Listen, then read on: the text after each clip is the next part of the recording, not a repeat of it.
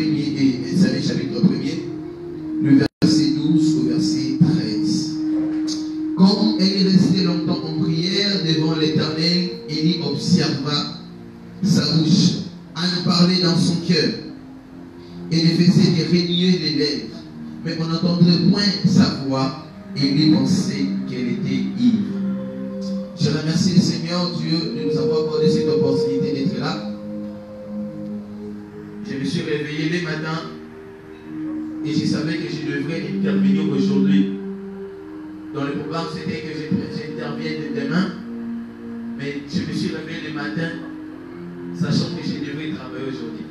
Je me disais comment c'est possible. Parce que là, aujourd'hui, j'ai une académie de prophètes à l'église dont je suis le pasteur. Et je me disais comment est-ce que je vais différencier les temps, je vais faire comment, parce que l'académie doit commencer à partir de 13h là. Mais, et je savais qu'il y avait déjà quelqu'un qui devrait intervenir. Et dès lors que j'ai reçu l'appel du pasteur Hubin, il me dira, bon, j'ai vu l'appel, ok, j'ai essayé de les rappeler, mais le téléphone n'est pas suivi. Et après, il m'a rappelé, je savais qu'il m'avait rappelé pour me dire que le prophète Isaac Boyo n'allait pas venir. Et c'est comme ça aussi, quand il m'appelait, et je lui ai dit, c'est pas un problème, je viendrai. Lui, il a compris, c'est par rapport à ma disponibilité. Non, j'étais déjà présent avant même qu'il m'appelle. Amen, amen. Amen, amen. Et je rends grâce à Dieu pour la vie de cet homme de Dieu. C'est un homme avec qui, comme lui-même a dit, il y a certaines choses dont lui-même avait dit. Hier, j'aime la simplicité et la qualité de son cœur. Il faisait certaines publications là, ça m'inquiétait un peu. Il disait ça, c'est ça des choses, ça peut défermer les portes. Donc il y a une petite incompréhension par la grâce de Dieu quand son cœur et mon cœur, on s'est dit non, on doit parler. On se parlait, on a arrangé et on est devenus de meilleurs amis plus qu'avant. Amen, amen. Et par lui, j'ai prêché dans plusieurs églises là-bas à Lubumbashi. J'ai prêché là-bas, le PC a été offrande d'été. Amen, amen. C'est quelqu'un qui m'a vraiment aidé dans le ministère. Il m'a vraiment aidé et il m'aide vraiment. Amen, amen. Amen, amen. Et je suis vraiment reconnaissant pour ça. Je suis reconnaissant pour la présence de tous les éminents hommes et femmes de Dieu qui sont là, présents devant de moi. Je ne citerai pas les noms pour gagner le temps. Je crois que si même par la voix faciale on ne se connaît pas, par le Saint-Esprit on se connaît. Amen, amen. Et je suis tellement reconnaissant de votre présence en ces lieux. Il m'a été demandé de parler sur le rôle du ministère prophétique et de la voyance en ces temps de la fin. Il fallait que le pasteur s'illumine simplement pour dire le rôle du ministère prophétique ou de la voyance. Et lorsqu'il a mentionné le mot des temps de la fin, donc je dois parler du prophétique, non pas de la manière dont nous l'avons retrouvé ici sur la terre. Vous devez savoir que le mouvement prophétique qui a engendré des hommes comme le prophète Joël Francis que nous connaissons, des hommes comme des Hubert Angel que nous connaissions, des hommes comme de Marion ou William Branham que nous connaissions, c'est un mouvement prophétique qui a existé avant que nous naissions. Ça veut dire ceci. Ça veut dire que nous avons retrouvé déjà les vieilles soudres. Donc on se sert pour s'attendre à un vin nouveau. Ce qui veut dire ceci. Ce qui veut dire que nous utilisons de vieilles méthodes qui ont existé s'attendant de recevoir de nouvelles choses de la part de Dieu.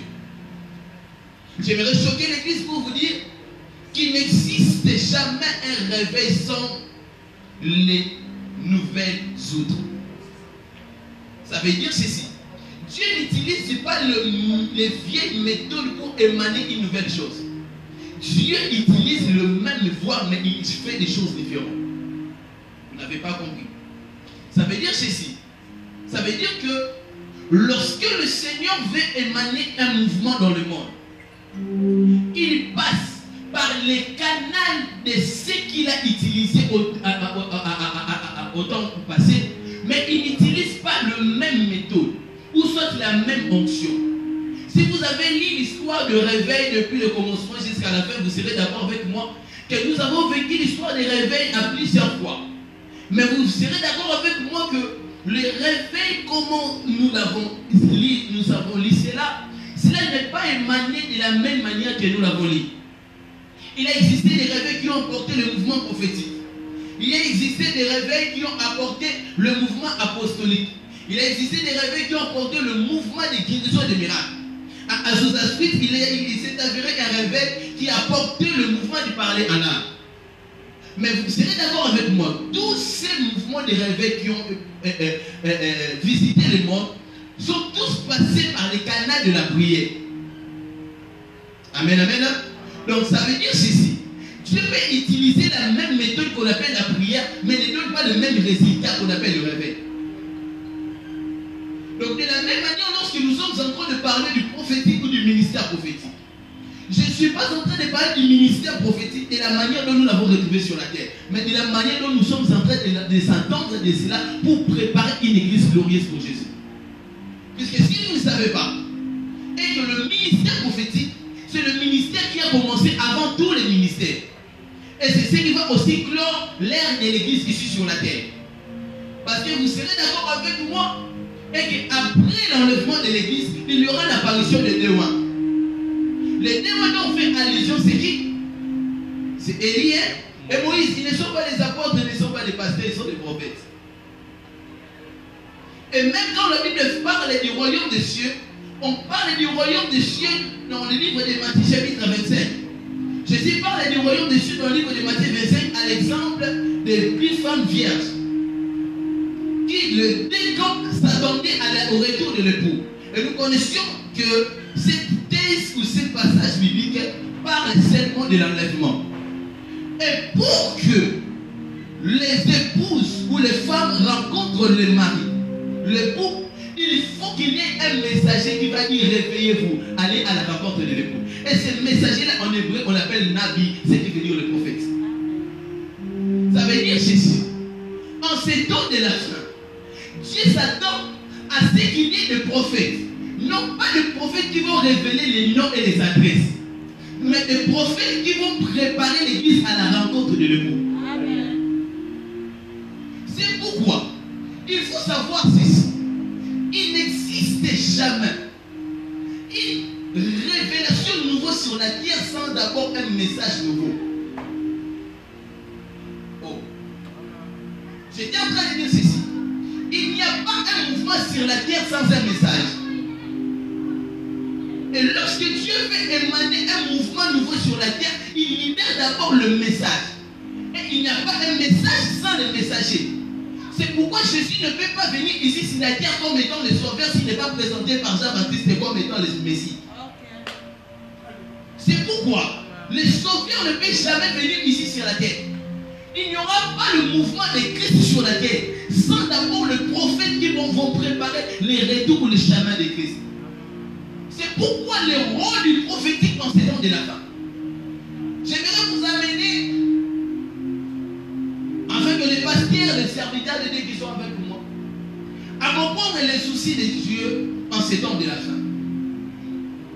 Est-ce que le souci de Dieu, c'est que tous soient des voyants? Est-ce que le souci de Dieu est que nous tous nous soyons capables de bâtir une église stable par la qualité à prophétiser avec des détails? Moi je ne suis pas comme le pasteur, mais lui il est plus dans la révélation. Moi j'aime ramener la personne à une conscience spirituelle. Amen, amen. Frères et sœurs, si nous tous, nous pensons que c'est dans l'exercice de précision prophétique qui détermine notre ministère prophétique ou qui détermine la grandeur de nos ministères, nous sommes en train de créer un combat qui n'existait pas. Et nous entrons dans des choses qui ne pourront pas exister, qui ne donneront pas de résultats. Puisque je voulais vous dire ceci. Vous n'êtes pas la première personne à aspirer au prophétique. Et vous ne serez même pas les premières personnes à prophétiser avec des détails. Et vous ne serez pas aussi les premières personnes qui vont réussir pour ceux qui vont échouer dans le ministère prophétique avec les détails prophétiques. Ça veut dire ceci. Le prophétique, comme vous les connaissez, comme moi je l'ai connu au début de mon ministère, c'est qu'il nécessite des capacités de pouvoir révéler tout ce qui peut étonner le monde. Nous avons tous fait croire que celui qui prophétise avec les détails, c'est celui-là les grands prophètes. Attention. Attention. Aujourd'hui, nous tous, nous aspirons à prophétiser comme le prophète Ézéchiel, le prophète Ésaïe, le prophète Jérémie. Est-ce que vous le savez? Nous lisons ça dans la Bible. Dans la Bible. Pour ça, les Arabes qui ont comme le prophète Ésaïe, Jérémie, surtout la Bible. Mais est-ce qu'on eux tous ont donné des numéros de téléphone? Bon, pourquoi quand on a un téléphone de salarié? Pendant qu'on ça va commander, pendant qu'on ça va commander, puis surtout qu'on ça va commander la génération. L'ère prophétique ne s'exerçait pas au nombre de révélations qu'il donnait, mais à la qualité du message qu'il portait. Ça veut dire ceci. Lorsque Dieu t'établit comme un prophète, il ne t'établit pas d'abord comme étant un messager. Mais il t'établit d'abord comme toi-même un message pour la nation. Ce qui fait en sorte que tu ne cherches pas d'abord des révélations de Dieu qui affirmera que tu es un prophète, mais tu dois d'abord comprendre ta vie pour déterminer si tu es un prophète. Parce qu'un prophète, Dieu ne lui parle pas par la révélation. Il y a une différence entre les dons prophétiques et les ministères prophétiques. Il peut exister un prophète qui n'a pas de nom spirituel. Envoyé. Quel don spirituel que Jean-Baptiste avait?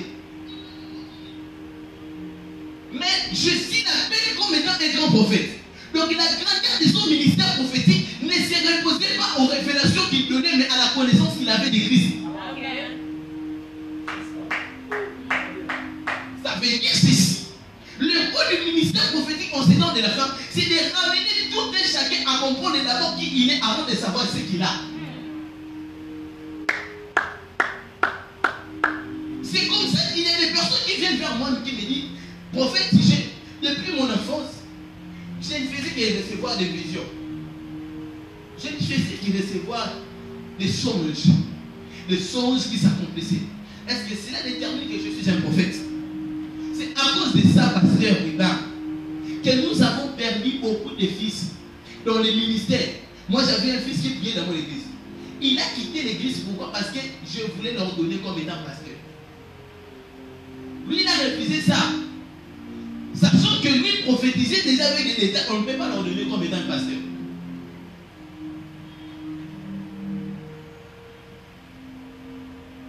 Et c'est comme ça que je j'aimerais dire à une personne.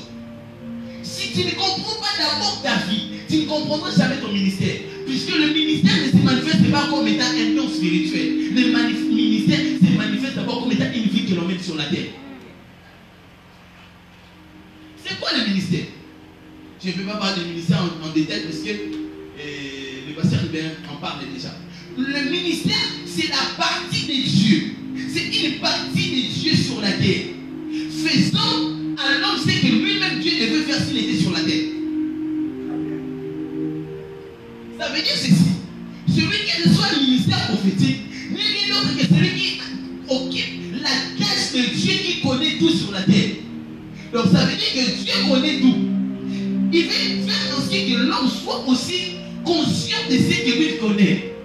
Alors pour rendre l'homme conscient de ce qu'il connaît, il fait de cet homme comme étant un prophète. Et lorsqu'il touche un docteur, il fait de lui comme celui qui maîtrise la parole tout. Donc il prend de ce qu'il a, il le fait, il le donne à un homme pour que cet homme soit celui qui va édifier l'église. Alors bien aimé dans le Seigneur, il y a de ceux qui portent les noms de Dieu et il y a de ceux qui portent la nature de Dieu. Ils sont des personnes différentes. Un prophète ne porte pas les noms, un prophète porte la nature. Et c'est pourquoi, si tu as la connaissance de la nature dont tu es en train de porter, tu ne plairas pas comme Anne. Tu seras, beaucoup de personnes sont étonnées, je suis en train de parler du ministère prophétique. Mais comment ça fait-il? J'ai touché la vie de Anne. Anne est stérile. commence à pleurer. Comment est-ce que je ne conçois pas? Et à chaque fois qu'elle était à la maison, elle entendait les mortifications de Pénina. Pénina l'a mortifiée. Anne était en train de pleurer. Non pas parce qu'elle avait besoin de l'enfant, mais parce qu'elle était mortifiée à la maison. Elle voulait l'enfant pour que la mortification se taise. Attention. Dieu ne résout jamais un problème parce que tu souffres. Vous n'avez rien compris. Dieu ne résout jamais un problème dans l'église, puisque l'église est dans le problème. Vous n'avez rien compris encore. Je vais le dire en d'autres termes. Dieu ne résout jamais un problème dans une église ou dans la vie d'un prophète. Parce que ce prophète est en train de voir certaines personnes, celles de sa génération réussir, mais lui il est en train d'échouer. Dieu ne résout jamais un problème dans la vie d'un homme de Dieu. Parce que l'homme de Dieu a un appel. Parce qu'il a aussi une promesse. Non. La promesse ou l'accomplissement de la promesse de Dieu, c'est les résultats de ce que nous avons compris de Dieu, non pas de ce que nous avons entendu de Dieu. Et c'est pourquoi vous devez savoir ceci. Que Anne Estérie, la première des choses qui lui vient en esprit, c'est de pleurer. Et regardez, oh my God, regardez son nom qu'on appelle Elkana. Son mari pensait que non, pour que ma femme couche, qu'on soit, qu'est-ce que je dois faire? Je dois aller faire des portions d'eau de elle. Elkana, tu es sacrificateur, tu n'es pas prophète. Elkana, tu es sacrificateur, tu n'es pas un prophète. Ne pensez pas que tous les problèmes se résolvent par les sacrifices. C'est pourquoi plusieurs personnes ont fait des offrandes pensant résoudre un problème financier. Puisque vous avez entendu parler que ce que l'homme aura semé, c'est ce qu'il moissonnera. Combien de hôtels que tu as bâtis et qui ne t'a rien donné comme réponse? Et tu penseras que tu es un homme maudit, tu n'es pas maudit. Le problème est que la stérilité ne vient pas de l'homme, mais ça vient de Dieu.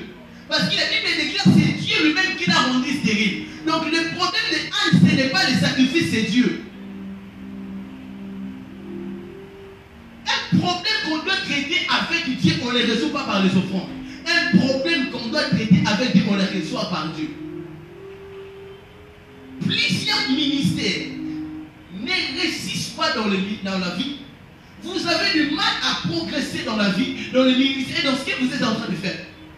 Non pas parce que vous êtes arrivé sur une terre qui est, à des fois certains disent, Mabélé dans l'église, Mabélé dans l'église aussi batté. Et lui pense que c'est au travers de la terre qu'il est. C'est ça la cause de toutes choses. Non. Ce n'est pas ça. Le problème est que si tu sais que c'est Dieu qui t'a appelé, j'aimerais te dire que les problèmes qui arrivent dans ton ministère, c'est lui-même qui t'a appelé qui est en nom de terre. Celui qui était derrière l'esclavagisme des enfants d'Israël en Égypte, ce n'était pas le diable. C'était Dieu lui-même. Puisque celui qui a une alliance avec Dieu a toujours un problème avec Dieu. Anne commence à pleurer et Elkana commence à faire des sacrifices. Nous avons rendu notre Dieu dans un système. C'est pourquoi nous ne vivons pas la révélation claire de Dieu. On a rendu notre Dieu dans un système que notre Dieu, pour avoir la réponse qu'il faut prier, gêner, puis faire des offrandes. Écoute-moi, il ne sait que tu es un prophète. Ta famille ne se terminera pas par la prière, les jeûnes et les offrandes. Il faut répondre à un problème d'une femme qui est proche de la mort. C'est pourquoi, lorsque Dieu veut résoudre à un problème d'un prophète, il attache son cœur à un cœur de quelqu'un qui est dans le problème. Et c'est pourquoi Pourquoi le prophète ne s'attache pas à ce qu'il voit ou à ce qu'il vit, mais il s'attache au cœur de Dieu? Où se cache le cœur de Dieu? Il y a des problèmes qui arrivent dans ces pays, mais les prophètes sont là. Il y a des problèmes qui arrivent, mais les certains de Dieu sont là. Vous n'arrivez même pas. Il y a aussi les guerres. Mais il y a des conférences, mais il y a des conférences encore qui sont organisées, où les hommes de Dieu se réunissent en un seul lieu. Mais ils sont incapables, nous sommes incapables de résoudre un seul problème. Et là, le gouvernement est limité, ils sont en train de résoudre des problèmes de l'église. Comment est-ce que constamment nous avons monté les batailles à l'église? Puisque nous sommes incapables, étant des prophètes dans notre pays, nous n'avons pas réussi à résoudre les problèmes. Quand toi-même ta vie est misère, tu viens ici, tu sais que, voyez nous pour le royaume car pasteur les gars. Voyez nous pour baber, c'est que mais tu sais dans ton fond, au fond de ton cœur. Peut-être que tu es là, où il y a tes lourdés. Quand on sort de là, où il y a ta côté dans où il y a l'ennemi. Ton propre problème, tu n'arrives pas à les résoudre. Et comment tu vas résoudre les problèmes des balles? Il y a beaucoup à pécher. C'est pourquoi j'aimerais dire à une personne, enlève dans les systèmes que tu as trouvé. Enlève Dieu dans les systèmes dont tu as trouvé. Dieu n'est pas dans les systèmes. Dieu est un Dieu multisystème. Il n'est pas dans un système. Et c'est pourquoi, étant un prophète est celui qui lit et qui comprend le langage de Dieu. C'est comme ça que la Bible déclare. La gloire de Dieu, c'est de cacher les choses. Mais la gloire des rois, c'est de sonder les choses. Un prophète est un roi qui entre dans le cœur de Dieu. C'est pourquoi la Bible déclare Dieu ne fait rien sans pour autant révéler ses secrets à ses serviteurs, le prophète. Puisque le prophète est celui qui s'attache au cœur de Dieu. Comprend-il le cœur de Dieu dans la période que l'Église est en train de traverser? Comprend-il le cœur de Dieu dans tout ce qui est en train de se traverser? Anne est en train de prier le Seigneur. Elle entre dans le temple en train de prier le Seigneur. Seigneur, Seigneur, Seigneur, je te fais un peu. Si tu m'as donné l'enfant, je le consacrerai à ton œuvre. Donc Anne a compris que mes plaies ne me donneront jamais de réponse. Il n'y a qu'une seule chose que Dieu attend, c'est l'enfant. Donc, Anne voudrait résoudre un problème qui est familial. Or, Dieu voyait un prophète qui manquait dans le pays. C'est pourquoi la stérilité ne doit jamais te pousser au pleurs. Mais la stérilité que tu traverses doit te pousser à comprendre qu'est-ce que tu as. À des fois, Dieu s'attend aussi que l'enfant qui naîtra de toi soit celui qui va sauver la nation. Mais si toi tu ne comprends pas ta stérilité, tu prendras l'enfant et tu le garderas dans la maison. Parce que l'enfant qui doit naître, doit être un enfant qui doit être celui qui va remplacer Élie. Puisque en ce temps-là, Élie était déjà rejeté de Dieu. Et qui devrait succéder à Élie? Et Samuel chapitre 3, la Bible déclare, les visions étaient rares en ce temps-là. Donc, à cause de la rareté des visions, il y a même le mot voyant qui est changé en prophète. C'est pourquoi plusieurs personnes se disent il y a une différence. Le voyant et celui-là, le prophète. Non. Le voyant n'est pas lui-là, le prophète. Le voyant est celui qui est reconnu par sa capacité à percevoir dans le monde spirituel. Et à cause de la rareté des visions, c'est comme ça qu'on a dit autrefois en Israël, on disait allons au voyant. Celui qu'on appelle aujourd'hui le prophète s'appelait autrefois le voyant. C'était à cause de la rareté des visions. À cause de la rareté des miracles. Dans ces pays, Dieu peut te rendre stérile. Écoute-moi. Quand l'homme arrive à comprendre l'appel de Dieu en lui, il comprendra les besoins du pays. Vous n'avez rien compris. Quand l'homme arrive à comprendre sa mission que Dieu lui a donnée sur la terre, il comprendra le pourquoi est-ce qu'il est stérile et il comprendra le pourquoi est-ce que ce pays a besoin de lui. Tu ne cesses de pleurer. Comment est-ce que ma fille toujours dans l'état dont je les connais. Des difficultés financières dans le ministère. Les choses n'avancent pas. Là, les autres avancent, mais moi, je n'avance pas. Écoute-moi. J'aimerais dire à une personne que ce que Dieu attend de toi, c'est ce que tu changes ton langage. Ne sois plus dans le langage de celui qui plaire, mais sois dans le langage de celui qui prophétise. Le langage de celui qui prophétise, il est celui qui comprend que non, ma stérilité n'est pas due parce que je suis stérile. Ma stérilité est due parce que je ne comprends toujours pas l'enfant qui doit naître de moi. Comprends-t-il le pourquoi tu as besoin de la puissance? Si pour toi la puissance dont tu aspires, c'est pour guérir le malade, tu ne l'auras pas. Parce que la puissance ne sert pas simplement à guérir le malade. La puissance peut servir aussi à sauver des vies. Et si pour toi, c'est en quoi tu t'entends comme étant la puissance? Hein? C'est en quoi tu t'entends comme étant la puissance? N'est rien d'autre que ce que tu vois les gens faire. Tu te limiteras lorsque tu seras devant la mer rouge. C'est pourquoi devant certaines choses nous n'arrivons pas. Comment est-ce qu'on peut résoudre ce genre de problèmes? C'est parce que nous sommes limités. Lorsque Dieu établit un prophète dans un pays, il faut savoir que la première des choses, c'est que je viens de dire et je les redirai encore. Comprends la saison et comprends ton appel. Attache la saison avec ton appel. Tu comprendras que ce qui est en toi peut résoudre ces problèmes que nous avons. Un prophète ne vit pas par les dons spirituels. Je l'ai redit encore. Mais un prophète vit toujours dans ce qu'il voit dans la saison.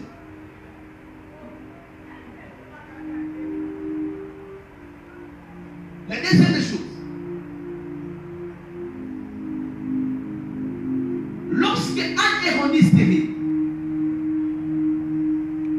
Dieu voulait lui ramener son cœur à s'attacher à Élie. Élie vient devant Anne pour lui dire ceci. Anne, pourquoi tu es en état d'ivresse? Or, ce n'était pas le problème de l'ivresse. Le problème d'Anne, c'était quoi?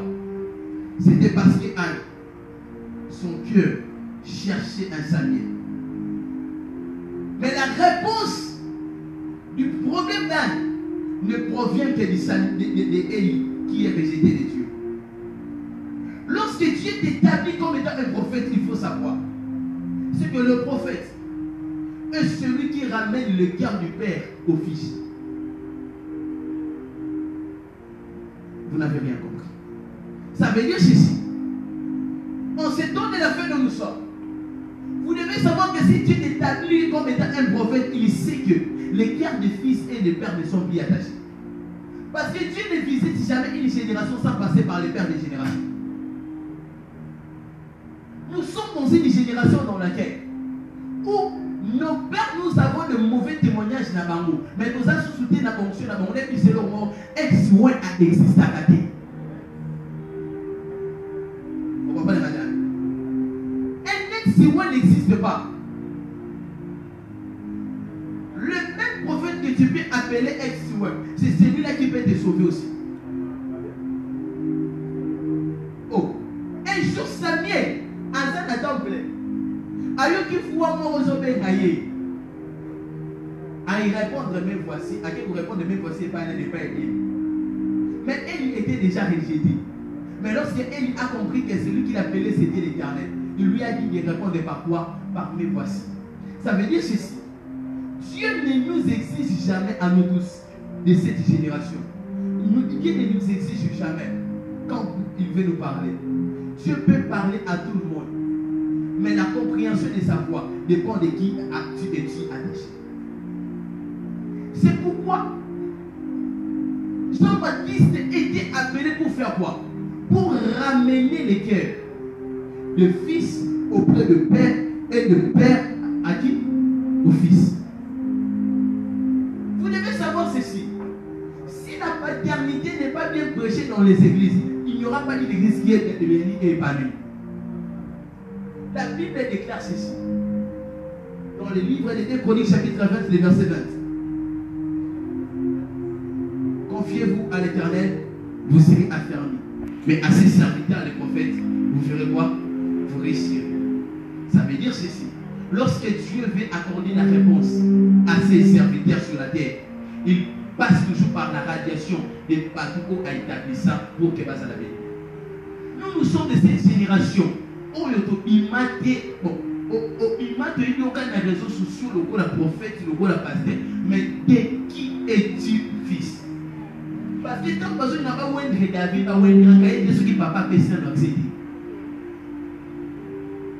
Parce que Dieu n'est pas le Dieu de fils. Il peut travailler avec les fils, mais il passe par la radiation des alliances qu'il a établies avec le Père. On peut venir ici dans cette génération, dans cette génération, oh, non, moi, c'est bien, il passe arrivé à l'Oba Kilobi. Alors, il faut se présenter, le Dieu d'Abraham, le Dieu d'Isaac, le Dieu de Jacob, et à la 4e génération, il faut se présenter par le Père Moïse. Donc, avant de se présenter le roi Moïse, c'est Moïse qui est pas. Quand on dit que ce qu'on a béni, nous avons maîtrisé. On n'a pas en référence. Il n'y a pas tout autre déjà dans traité alliance n'a pas. Dieu ne peut pas jamais être ton Dieu s'il ne passe pas par la radiation de ton Père. C'est pourquoi le prophète en ces temps de la fin sont le messager. Il n'y a pas, il y a il y a pour ramener les cœurs, il n'y a pas d'anamité, mais batata. Puisque ceux qui voyaient bien le Kouanate, tout comme la génération où prophétise à la macasse, mais tout pas pour m'arrêter, tout dit que la reine c'est comme encore. Oh, t'as dit ma belle. Donc, tu dis que les Sikamoko te refanda. Il faut que le prophète, il faut que voter les mabaye, il faut que le mettre sur ma savole. Mais il faut que quelqu'un qui ne peut se réconcilier dans ta tata. Parce qu'en dehors, il y a papa, moi, un fils prodigue, à Kenda, il y a un fils prodigue. Pourquoi tu peux faire un héritage sur la tata? Mais à où est-ce que tu héritage à Kenda, on y va avec Okunga? Bien aimé dans le Seigneur, on dit qu'on soit appelé les gens de Mozart à la tata. L'héritage que Dieu te donne, ce n'est pas pour aller utiliser ça en arrière. Et là, on a parlé de la matière, prophète Esaïa, qui est Kilobi. Il y a des gens qui gagnent mon pouvoir. Est-ce qu'il va discipler Jésus? Parce qu'on est l'église. C'est passé à devenir de la Bible de ma base. Ça va. Parce qu'on est l'église. Il y a des gens qui gagnent dans la fausseté. Oui, ça va. Mais on a dit à Pierre, sur toi j'ai bâti mon église. Mais il n'a jamais bâti l'église. Or, quand on parle de sur toi je bâtirai l'église, on ne fait pas allusion à une église locale. Mais on dit que par toi je commencerai mon œuvre dans l'église globale. Ça veut dire ceci. Dieu peut utiliser le mot église, ne pensez pas qu'il dépend de l'église locale. Parfois il fait allusion à l'église comme Christ. Et c'est pourquoi lorsque nous sommes appelés étant des ministres prophétiques, le ministre que Dieu a établi en ces temps de la fin, notre mission, c'est de ramener les cœurs des fils auprès du Père. Puisque une nation est bimarakaka au travers du Père que Dieu a établi. Et jamais tu peux exercer ton ministère prophétique sans la voyance. Comment est-ce que tu peux arriver à comprendre que là il y a un mouvement qui ne va pas? Lorsque Dieu utilise les voyants en ces temps de la fin, ce n'est pas pour que ces voyants soient des démonstrateurs, mais que les voyants soient de ceux qui vont révéler la pensée de Dieu sur la terre. J'aime quand Dieu emploie le mot voyant à sa vie. Le voyant, on vient les consulter. Mais la Bible déclare ceci. Autrefois en Israël, quand on allait consulter l'Éternel, mais on passait par les voyants. Les voyants, quand lui il parle, il a l'esprit de l'Éternel. Mais il n'a pas dit Dieu m'a dit, il a dit maman a Saül que le parce que le voyant est celui qui n'opère pas avec les visions, mais le voyant est celui qui opère avec les cœurs. Lorsque Dieu veut utiliser un voyant, il ne lui donne pas de vision, mais il lui donne un cœur pour comprendre la vision. C'est pourquoi la Bible déclare, il a voilé les têtes, il a fermé les yeux des prophètes, mais il a voilé la tête des voyants. Pourquoi? Parce que Dieu utilise la tête des voyants, il n'utilise pas les yeux. C'est la tête qui donne l'intelligence.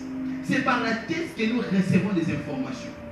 C'est pourquoi ce que vous devez savoir est que quand tu opères dans la dimension de la voyance, tu n'opères jamais avec ce que tu vois, mais plus tes intuitions dans ce que tu sens en toi.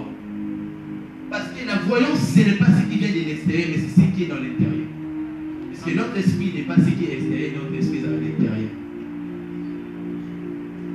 Et la voyance vient en ces temps de la fin pour cultiver l'homme spirituel qu'on appelle l'homme pikéac. En hébreu, on parle de pikéac. Pikéac, ça veut dire celui qui voit en esprit.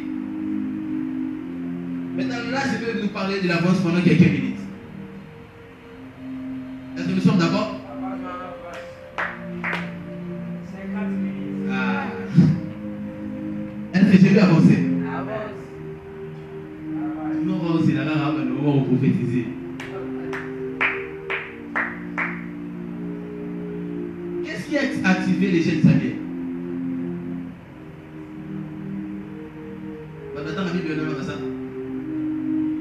On appelle le voyant Samuel voyant depuis quand?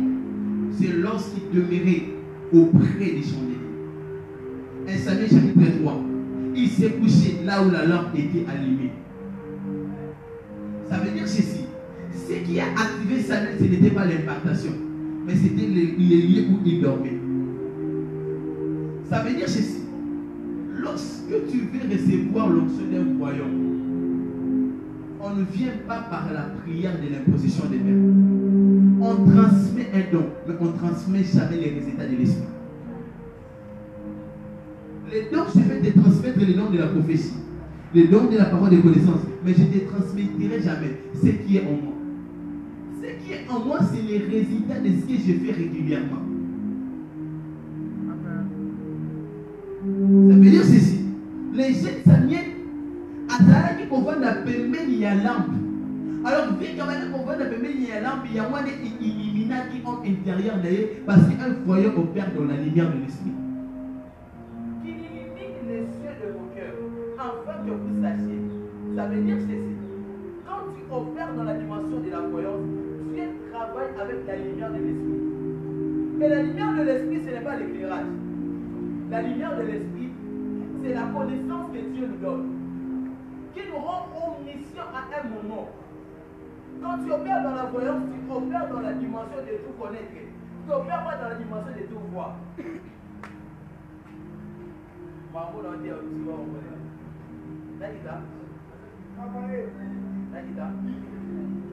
Envoyé. Envoyé. Est-ce que je vais avoir le meilleur des amens? Amen. Est-ce que je vais avoir le meilleur des amens? Amen. Je disais ceci. Lorsque tu opères dans la dimension de la voyance, tu n'opères pas la dimension de tout voir. Puisque plusieurs personnes s'attendent avant de prophétiser ou de faire un service de la voyance, ils attendent de recevoir ou de percevoir une vision. Lorsque Dieu t'utilise comme un voyant, il travaillera plus avec la tête, non pas avec les yeux. Wow. Qu'il illumine les yeux de vos cœurs afin que vous sachiez. Donc, quand Dieu voulait travailler avec Samuel, il n'a pas utilisé ses yeux, mais il a plus utilisé ce qu'il savait. Et c'est pourquoi, lorsque Dieu veut travailler et émaner le mouvement de la voyance en ce temps de la fin, c'est pour que nous tous, nous soyons des hommes éveillés et réveillés. Donc, on ne parle pas surtout par rapport à l'intelligence humaine. Mais vous voyez, surtout par rapport à la connaissance spirituelle. Si tu veux travailler la voix, tu dois apprendre à travailler l'homme intérieur. C'est l'homme intérieur, lorsqu'il est travaillé, c'est ça qui va nous permettre à mieux naviguer dans l'esprit. C'est comme là, il y a des sons et des images. Il y a des sons et il y a des images. Donc, c'est aussi un c'est connecté à la fréquence. TV banako ça était parce qu'on branchait. Mais formation de TV banako c'est parce qu'on branchait TV. Et donc les cas même si on branchait TVT. Ce qu'on a raté c'est parce qu'on manquait l'électricité. Est-ce que j'ai bien pensé? Si tu ne navigues pas dans le prophétique, c'est parce que tu manques l'électricité. Ce n'est pas parce que tu manques les cieux pour voir. On a tous les cieux pour voir en esprit. Mais ce qui nous empêche de voir en esprit, c'est parce qu'on ne comprend jamais la notion de la lumière.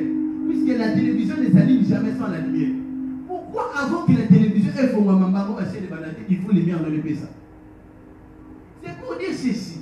Vous savez, comment il a la TV et ça va la lumière, on est ça dans l'image.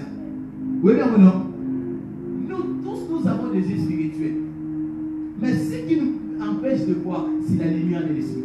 Et ça, c'est parce qu'il y a cause d'une affaire, mais il y a un peu de molini qui est l'eau de son âme. Elle te sort comme le monde de l'eau. Pourquoi quand on a fait un dap, au bout d'un dap, on a mis sur deux amolini. Quand on a dit que l'eau est sur deux athées, l'eau est avec activer la lumière à tes téléphones au monde de l'eau est. C'est pourquoi, lorsque le Seigneur veut amener le mouvement du réveil prophétique en ces temps de la fin, il travaille avec des choses. Il travaille avec les ministères prophétiques et avec les voyants. Les voyants sont ceux qui ont développé leur âme intérieure par la lumière de l'esprit. Et quelqu'un se demande comment travaille la lumière de l'esprit. Comment peut-on travailler la lumière de l'esprit? La lumière de l'esprit se développe par l'homme de la lumière. C'est en fréquentant la lumière qu'on devient illuminé. Vous n'avez rien compris. C'est en fréquentant l'homme de la lumière qu'on devient illuminé. Vous servez un Dieu que vous ne connaissez pas. Vous servez un Dieu qu'on appelle le Dieu des esprits des prophètes. Quand il dit pendant un service prophétique, le Dieu des esprits des prophètes, Dieu prétendra que tu es un prophète. Il ne t'utilisera pas comme un voyant. Il faut invoquer celui qu'on appelle le Jésus de la lumière. On a lu ma Bible. Ce n'est pas biblique. C'est biblique, non? En lui était la lumière et la lumière était la vie pour les hommes. Donc ça veut dire ceci. Jésus la lumière ne donne pas des inspirations dans les cœurs comme un prophète. Parce que pour qu'un prophète prophétise, il a besoin d'entendre la voix de Dieu. Mais pour qu'un voyant voie, il n'a pas besoin de Dieu. Un voyant voit quand il veut, mais un prophète parle quand Dieu le parle. Ça veut dire ceci. Ça veut dire qu'un voyant est celui qui a travaillé sur l'homme intérieur. Frère, si je fais comme ça, pour libérer haut, et ça peut être dans le monde. Pour la clavier haut, ça peut être dans le monde. Pour la question, ça peut être dans le monde. C'est une capacité dont il m'a déjà donné. Si mon corps peut fonctionner ainsi, et pour des mots, mon lit, mon abat. Un prophète parle par l'ainsi, c'est pourquoi on appelle le messager. Mais un voyant voit quand il veut. Très important, c'est le bas maigre. Vous vous appelez comment? Vous vous appelez comment, papa?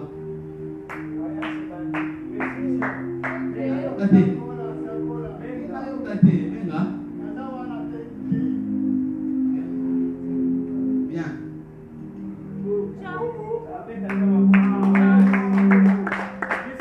Appelez-vous ça. Appelez-vous ça. Papa, il y a une différence entre un prophète et un voyant. Un prophète s'attend avant de parler. Dieu a dit au prophète, si on le dit, on a dit, sauter dans vos frappes. Mais pas dit, on ne va pas voyant. Ah, papa, on ne va voyant. J'ai en moi déjà une omniscience qui est installée en moi. Et ça me permet par cette omniscience-là de voir quelque chose sur la vie. Et si vous me le permettez, touche à l'écran. On a besoin, on vient dans ce genre de conférences comme ça, et ce qui est la réalité, mais aussi dans le service prophétique. Ok. Ça là, notamment. Que ça soit bien, que ça soit au camarade atmosphère. Est-ce que c'est bien avancé ou pas? Alors, écoute-moi. Vous vous appelez Menga. Menga. Ok. Tu as besoin que je voie quoi? Et sur quoi ça? Dans quel domaine?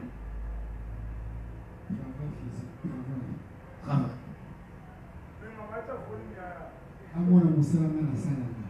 À localiser.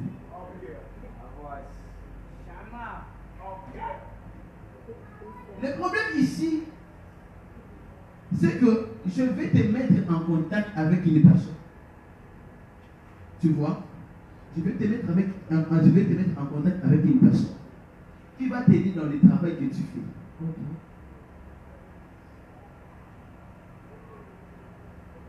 Dieu, là maintenant j'entends comme un prophète.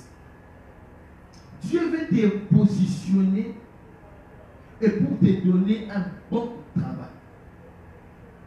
Plus meilleur que ce que tu fais. C'est pourquoi je suis en train de faire une vision. Dans la vision, je suis en train de voir un homme de Dieu assis ici. Mais on appelle cet homme Landry. Je suis en train de voir devant lui. On a écrit AN. Ça veut dire qu'il est dans une partie politique. Tu m'entends? Il est dans une partie politique. Et ce qui fait en ce que dans les élections passées, il avait postulé. Dans les conseils municipaux, il avait échoué. Alors maintenant, là, il veut postuler comme étant un député. Voilà maintenant la recommandation que je te donne. Lorsque tu vas rencontrer cet homme de Dieu, tu vois, quand tu te rappelles de la personne dont je suis en train de parler. Alors, écoute-moi. Quand tu vas rencontrer cet homme de Dieu, ne lui dis pas qu'il te branche dans le travail de boulangerie qu'il fait, mais qu'il te mette en contact avec celui qu'il avait établi comme étant conseiller, comme étant candidat au conseil municipal. Tu m'entends bien? Alors, pendant que tu es en train de dire très important, je vis derrière toi. Ton frère qui est en train de préparer les documents avec les doges des avocats qu'on appelle Enoch. Oh bien, papa.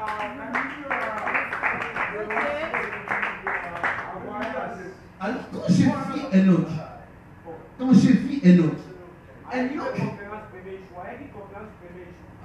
il est aussi un avocat. D'accord.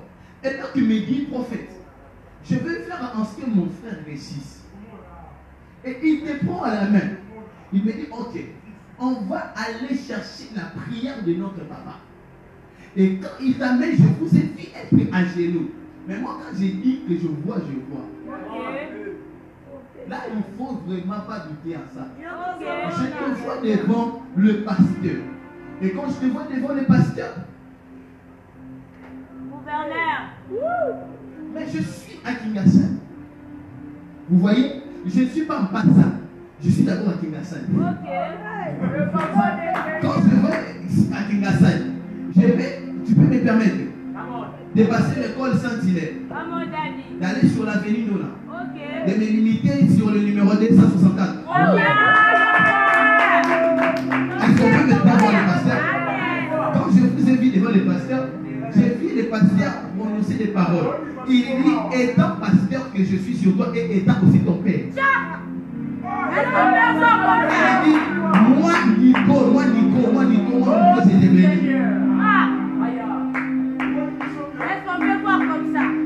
Et maintenant, quand il a commencé à devenir, je te vis en train de célébrer maintenant.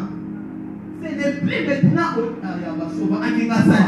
Tu as dit, je vais aller célébrer ma victoire au niveau des passes.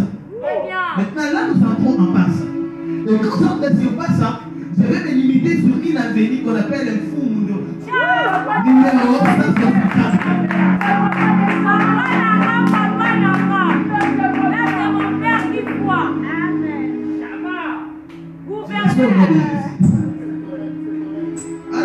C'est correct. C'est correct. C'est ça. Et quand je suis là, c'est de là que je t'ai vu en train de célébrer. Dieu me dit que dans les élections de 2028, à l'élection de 2028, tu vas postuler.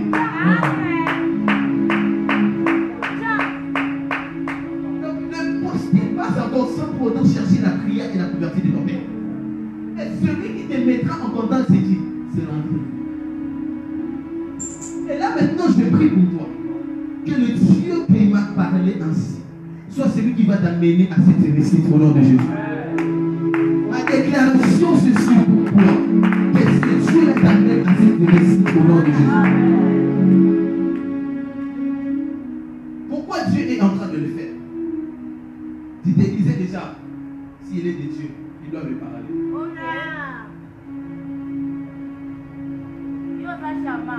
On fait ça. On passe la télé, mais il a dit qu'il va au micro.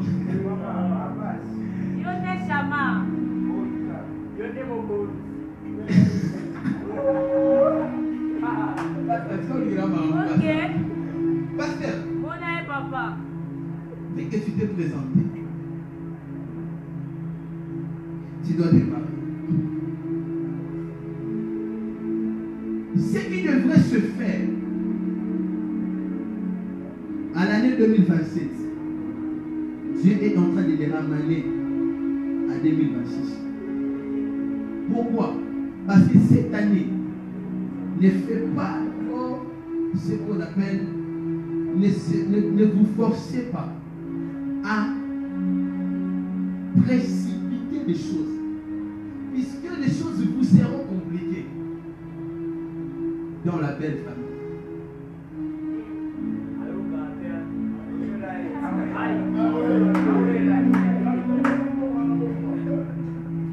Et lorsque les choses vous seront compliquées, ça va déstabiliser votre guerre à œuvrer dans le ministère. Voilà maintenant une recommandation dont je te donne. Il y a une femme à Kingashan.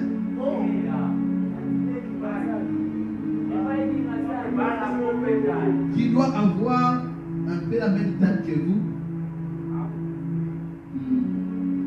Mais la femme en question me dit, prophète, dites-là que mon cœur n'est pas content de lui.